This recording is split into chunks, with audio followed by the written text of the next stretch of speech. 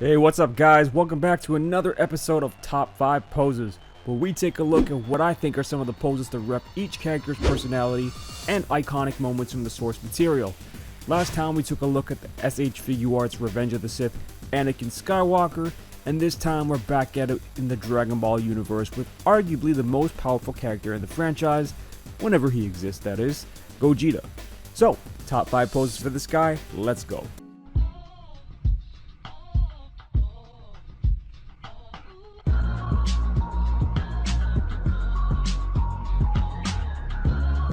Hey guys, if you're brand new to the channel, don't forget to hit that subscribe button and definitely ring a ding ding that bell notification button. It helps the channel grow and it helps me bring you guys a lot more.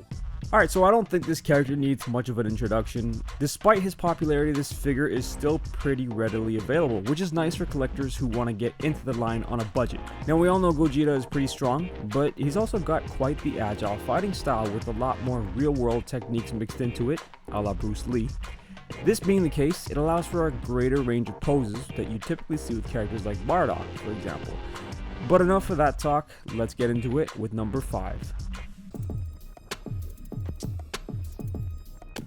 Okay, at number 5, I think this is the first time I've brought back an uber classic style of pose in the form of a power-up stance. Come to think of it, I'm not even sure if I've put a power-up stance in the top 5 poses video before. Maybe with Broly? Anyways, this pose just works on a different level for Gogeta, and I think it's for 2 reasons. The first is the belt. It's able to sell the effect of a burst of energy from an aura that you would get from powering up, and the second being the actual faceplate itself. Needless to say, any sort of loose clothing would be flapping or flowing along with the aura. The blue matching the hair is a nice touch because even without the aura effect, it's almost like it helps you envision what the aura would look like, and then something about the expression on this faceplate specifically just fits perfect. It doesn't look overly mad, and it doesn't give a side glance that takes away too much from it either. It's just right where it needs to be. So guys, despite this being a simple pose, it's one that highlights some of the best features on this figure quite well, and even more so if you're managing to pop it up on a stand with an aura effect. Coming in at number 4 is a pose you'll probably see with either a Goku or Vegeta figure, so why not throw both in here for effect? And those poses are the Final Flash / Kamehameha poses. Again, the key with both of these poses is in the legwork. If you don't take the time to try and make a little arc with the joints of the lower body relative to where the torso is, it'll look more rigid. But with either pose, they are easily recognizable and drive the nostalgia factor hard. Obviously, energy effect parts kick this up a notch, but even without them, at least you've got an easy eye-catching pose. The same faceplate as with the power-up pose works really well here, and of course, you could probably get away with any of them knowing Gogeta's personality. Really a pose that's just a safe option for most.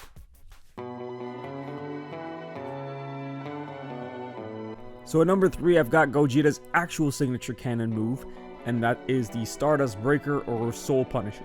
I feel this beats out the Final Flash and Kamehameha because it's really only specific to Gogeta. We haven't even seen Vegeta use this yet.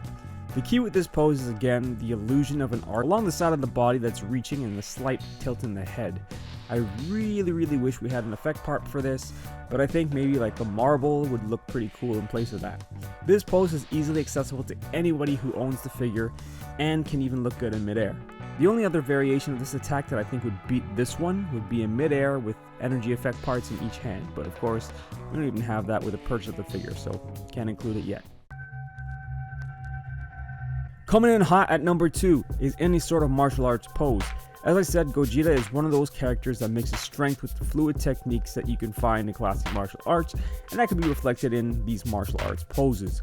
He comes with those hands which work extremely well here. Much like the energy blast poses, the lower body joints in relation to the hips as well as the torso are key to pull these off. I really like these poses because they take advantage of the incredible articulation this figure has to offer. What's more is that you have free reign to pick literally any pose. You're not restricted to staying in the character of Goku or Vegeta here. If you're trying to go for more accuracy anyways.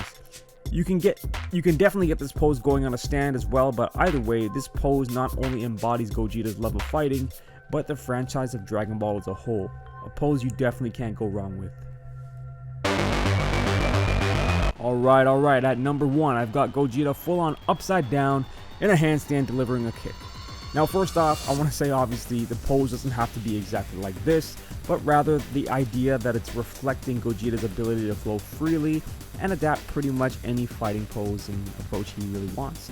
We also do see Gogeta flipping around quite a bit in both his appearances, so this pose ticks the box of fitting in character as well. But man, if you can set this up, it really does show people what Figuarts figures are capable of. Not to mention, pairing it with a villain just elevates it up that much further.